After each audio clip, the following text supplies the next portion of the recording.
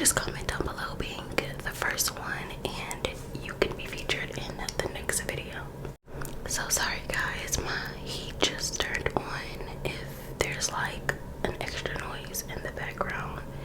So let's go ahead and get into today's video.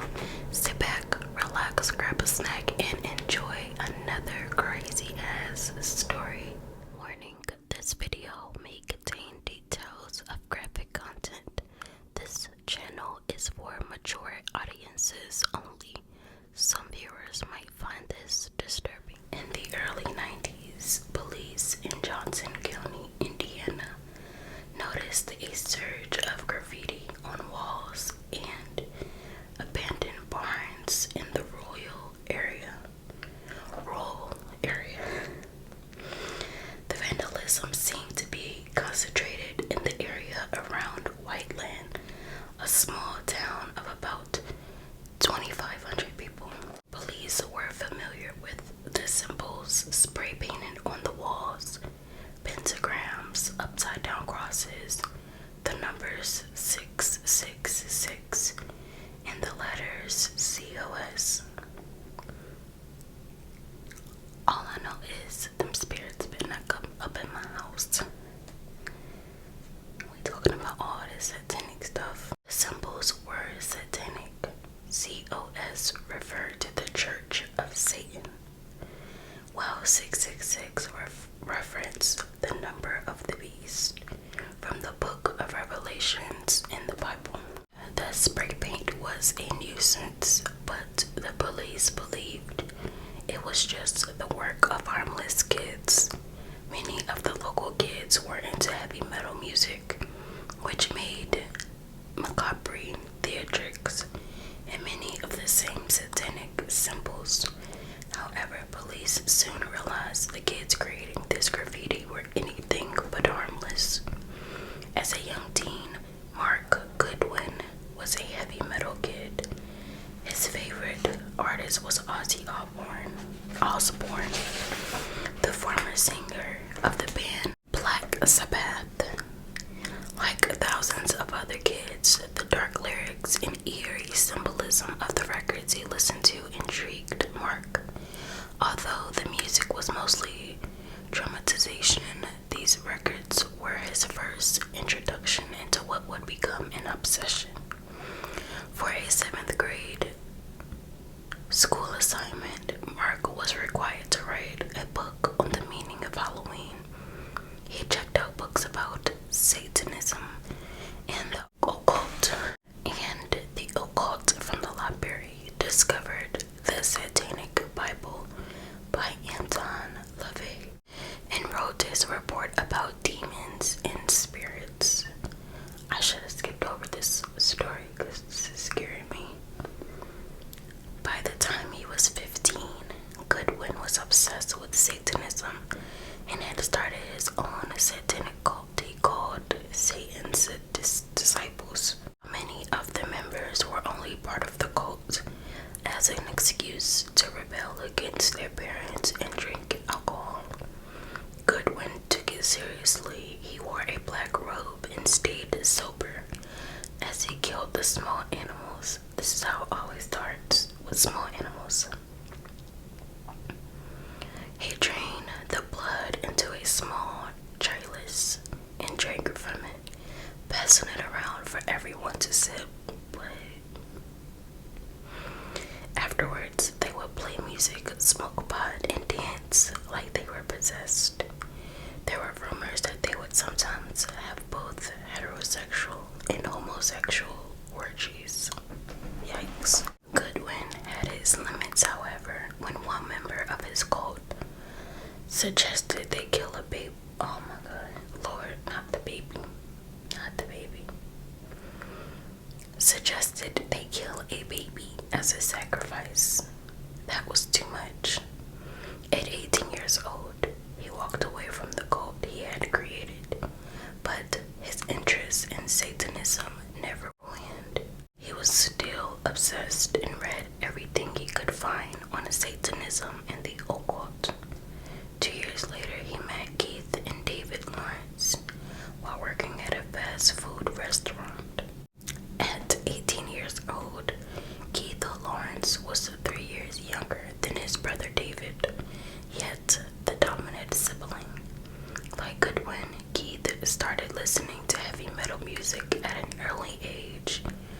listened to every word carefully. How do people listen to that heavy metal crap? That stuff give me a headache. Like, seriously.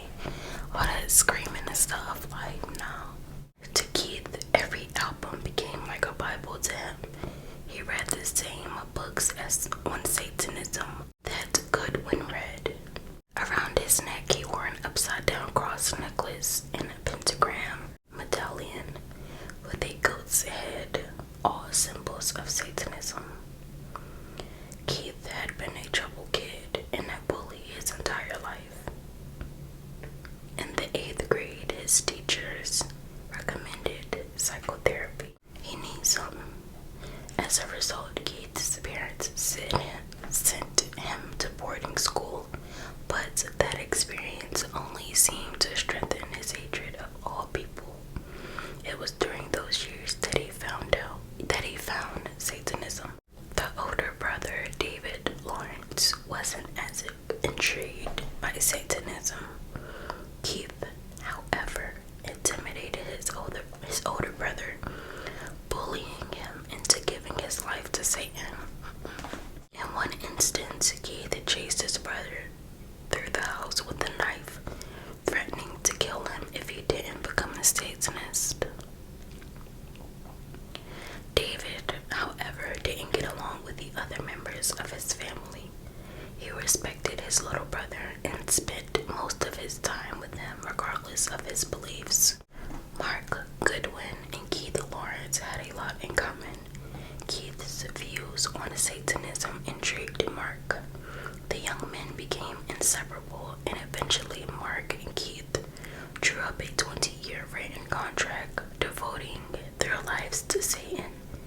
Not a 20-year contract. They both signed it in their own blood. Each believed the contract would provide them with anything they wanted for the next 20 years. Quote, after 20 years are up, Satan can do what he wants or kill us. At the time, we really didn't care. End quote. Goodwin later recalled. This is spooky. In May of 1991, all three boys had troubles with home life and were days away from being thrown out by their parents. David suggested they all work as carnival workers with a company that traveled throughout Ohio. Oh, I don't know these people. In Indiana during the summer for local county fairs and carnivals. The Lawrence brothers had worked for a similar amusement company the previous winter in the Bahamas. When they crossed back into the United States that January, U.S. Customs noted that Keith had 17 books on Satanism, witchcraft, and the occult. The three young men got jobs as traveling carnival workers, also known as carnies. While traveling throughout Indiana that summer, they met another worker named Jimmy Lee Pinnick. Let me guess, he was into Satanism as well. Just a freaking coincidence. While working in Brownstone, 24-year-old Pinnick, Jimmy, I hate when he put the last name, 24-year-old Jimmy fit right in with the other three. He was also practicing Satanist, coincidentally. The four men were outspoken about their involvement in Satanism and openly spoke to other carnival workers about random crimes that they had committed throughout their lives. It was okay for them to talk about their own crimes, but when 18-year-old Andrew Wright repeated a story he had heard about a crime that Pinnick had committed in Ohio, Pinnick became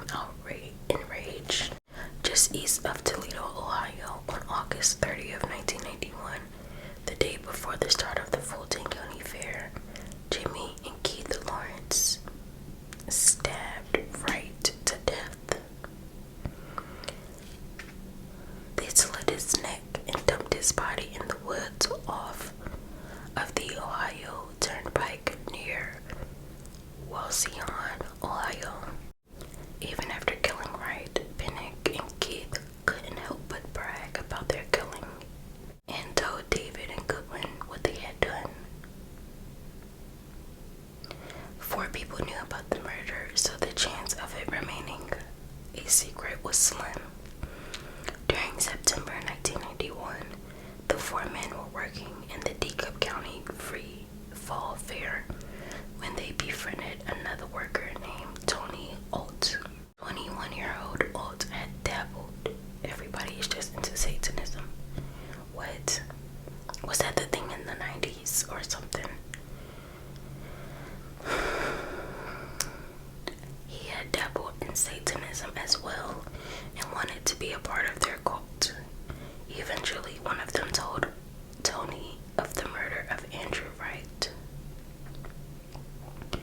and asked if he still wanted to be involved. Tony was undeterred. He wanted to belong.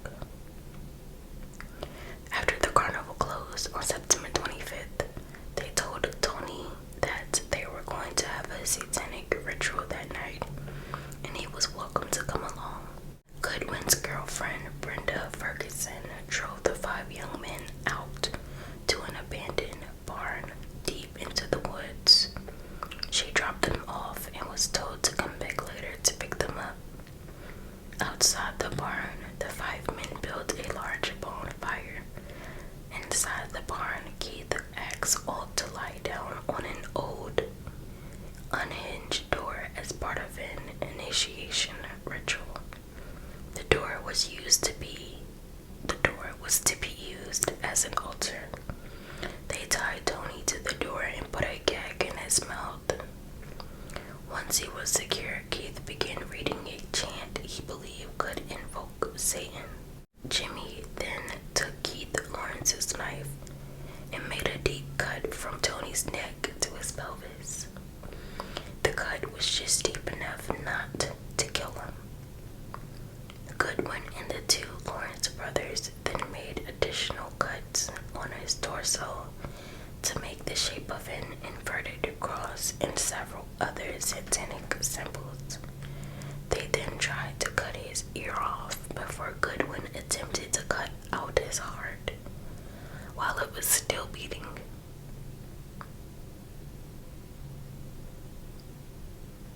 With Tony's door strapped to the door and clinging to life, Jimmy took the knife again, put his face to Tony's face, and asked, quote, "Are you ready to die?" end quote. He then slit his throat from ear to ear as Keith chanted. The 4 men had no intention of allowing Tony into their cult. Instead, they wanted to ensure he didn't tell anyone about the previous murder of Andrew Wright. Jimmy, Goodwin, and Keith then cut off Tony's head and hands while David watched. Keith threw his head and hands on the bonfire. This dismemberment and burning of his hands was an attempt to warrant identity. Keith, however, said he cut off and burned his head because he wanted to come back later and collect the skull to give to a friend. When Brenda Ferguson returned to pick them up, they took Tony's money from his wallet and used it to buy a meal at Arby's. Wow. They're just gonna go to Arby's like nothing ever happened. The 4 continued to work for the carnival company through the end of the season until late October, when their jobs ended at the end of the season. Goodwin and the Lawrence brothers drove to Florida in Goodwin's van, which he had nicknamed, quote, "Rigor Mortis," end quote, where they hoped to work the winter carnival circuit. While working in Florida, Goodwin felt guilty for what he had done and called his father back in Indiana. He explained to his father that he had witnessed a murder in DeKalb County. Goodwin assumed his father wouldn't tell the police, but on December 12th, that's exactly what he did. Police questioned Goodwin's ex-girlfriend,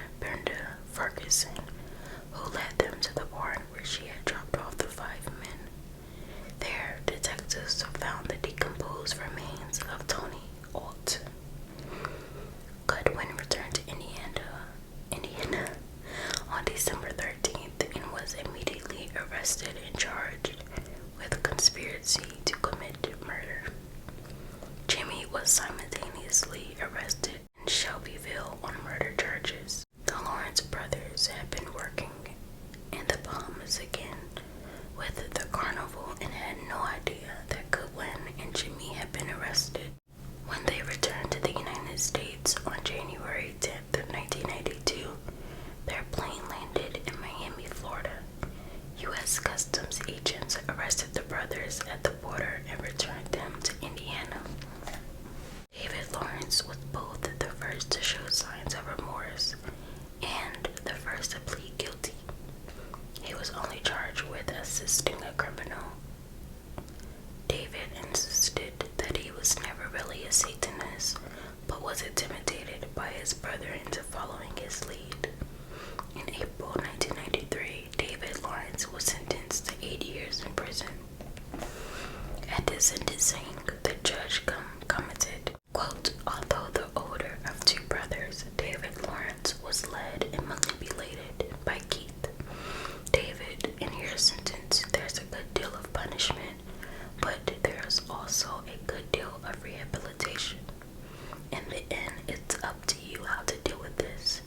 I want you to be a law-abiding citizen, a good husband, and a good father.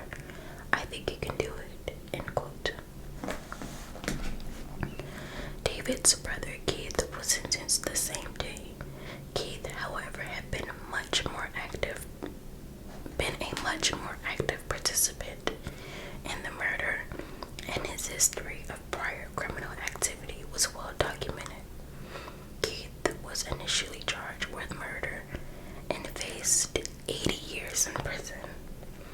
Eventually, he and his defense made a deal with prosecutors to have the charge dropped to conspiracy to commit murder if he agreed to a guilty plea.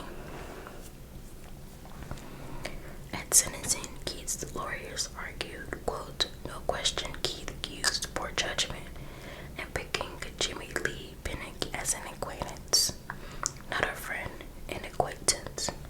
Keith is a person who studied religions, not a person involved in religions himself," end quote.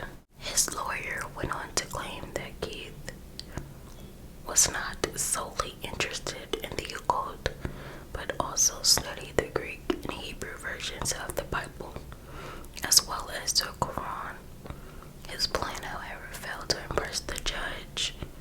Keith was sentenced to 30 years in prison, plus 20 additional years of probation. The sentence was the maximum allowed with a guilty plea. Mark Goodwin, too, was deeply remorseful for his role in the ritualistic murder. He pleaded guilty to assisting a criminal in battery by means of a deadly weapon, but pleaded not guilty to the charge of helping to conceal a body. As he awaited trial, he spoke to the press about the dangers of Satanism and met with a chaplain on a daily basis. At sentencing, Mark Goodwin told Tony Alt's mother, quote, "Mrs. Gibbons, I never really knew your son. Whatever I do know he was a good-hearted person. I am shameful of what I did to your son," end quote. Mrs. Gibbons had anything but sympathy for the 20-year-old Goodwin and cried, quote, "You damn well should be. What chance does he have now? What am I supposed to feel? Sorry for you. What? You should have never done it," end quote. Goodwin was sentenced to 8 years in prison. Dang, that's it. In January 1994, Jimmy Lee Pinnock faced the death penalty in Indiana for the murder of Tony Alt. He also faced life in prison in Ohio for the murder of Andrew Wright.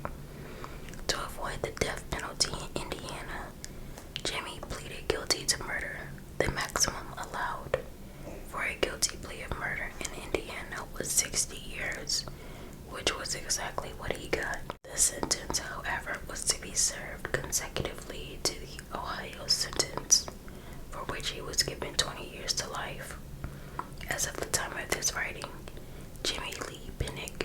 serving his 20 years to life sentence in Warren Correctional Institution in Ohio.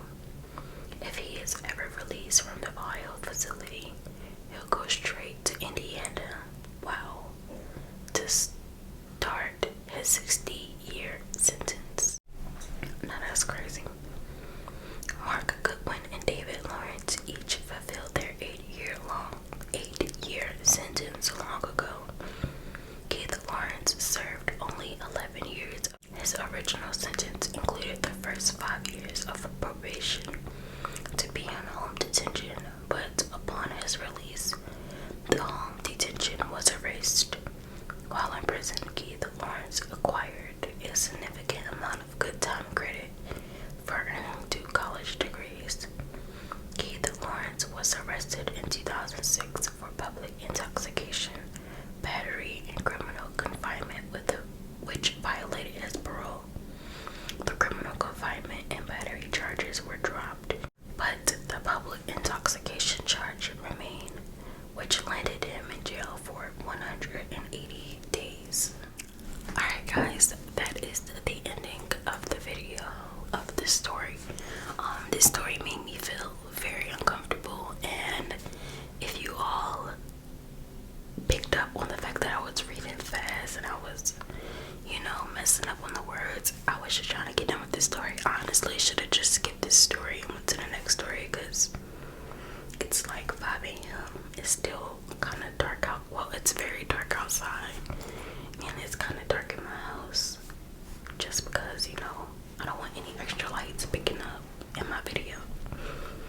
So now I'm gonna have to sage my whole house because I was so paranoid. Like, reading these stories, I don't ever think I've been as paranoid as I was with this story. But anyways, please don't forget to like, comment, and subscribe. Share the video with another true crime lover. And I'll see you all in my next video. Thank you so much for watching.